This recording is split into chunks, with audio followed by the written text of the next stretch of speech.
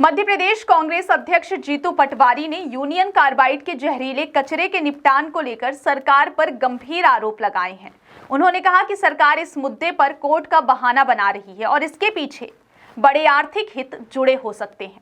जीतू पटवारी ने आरोप लगाया कि इंदौर की जनता ने लगातार भाजपा को सांसद, विधायक और महापौर दिए, लेकिन बदले में भाजपा ने भावी पीढ़ी को कैंसर जैसी गंभीर बीमारी दे दी। उन्होंने इंदौर प्रशासन और स्थानीय नेताओं को चुनौती देते हुए कहा कि अगर रामकी कंपनी के आसपास 10 किलोमीटर के भूजल की जांच की जाए और उसमें कैंसर के तत्व ना मिले तो वे सार्वजनिक रूप से माफी मांगने को तैयार हैं। पटवारी ने इंदौर की जनता से अपील की कि वे इस मुद्दे पर सरकार से जवाब मांगे और सच को सामने लाने के लिए विपक्ष का साथ दे।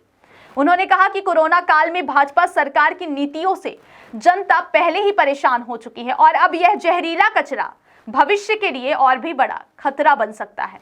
अब देखना होगा कि भाजपा सरकार और प्रशासन इस चुनौती पर क्या जवाब देते हैं और क्या सच में 10 किलोमीटर के दायरे में भूजल की जांच करवाई जाती है या फिर नहीं। ऐसा है कि मैं अगर सरकार का ये कहना है कि जहरीला कचरा नहीं, सरकारी विशेषज्ञों का ये कहना है कि सरकारी कचरा नहीं, मैं चुनौती देता हूँ मुख्यमंत्री, आप किसी एजेंसी को भेज के वहाँ के जल स्तर को रामकी के आसपास 10 किलोमीटर के मानकों में चेक कर लें। अगर नहीं निकला तो मैं सार्वजनिक माफी मांगूँ, और अगर निकला तो फिर सरकार ने मैसेज दिया कि हमें आप वोट देते हो, हम आपको जहर देते हैं, कैंसर देते हैं।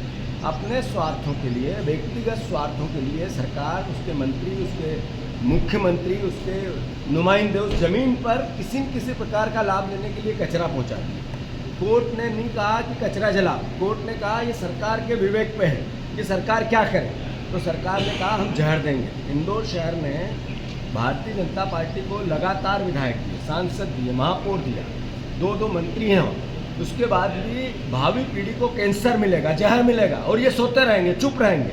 इंदौर की जनता देख रही है, समझ रही है, भावी पीढ़ी का कैंसर परोसी बीजेपी को सबक सिखाए। दूसरा शिवराज जी धन्यवाद देता हूँ।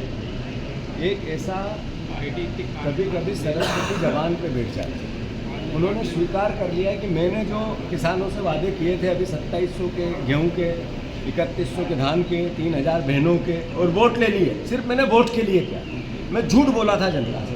ये स्वीकार करने वाला अगर कोई देश में एक नेता है तो वो शिवराज सिंह चौहान है। शर्म आनी चाहिए इनको, शिवराज सिंह चौहान जी को, कि ये सार्वजनिक ये कहते हैं कि हम लालच दे के झूठ बोल के वोट लेते हैं। यही बात तो हम बार बार कह रहे हैं।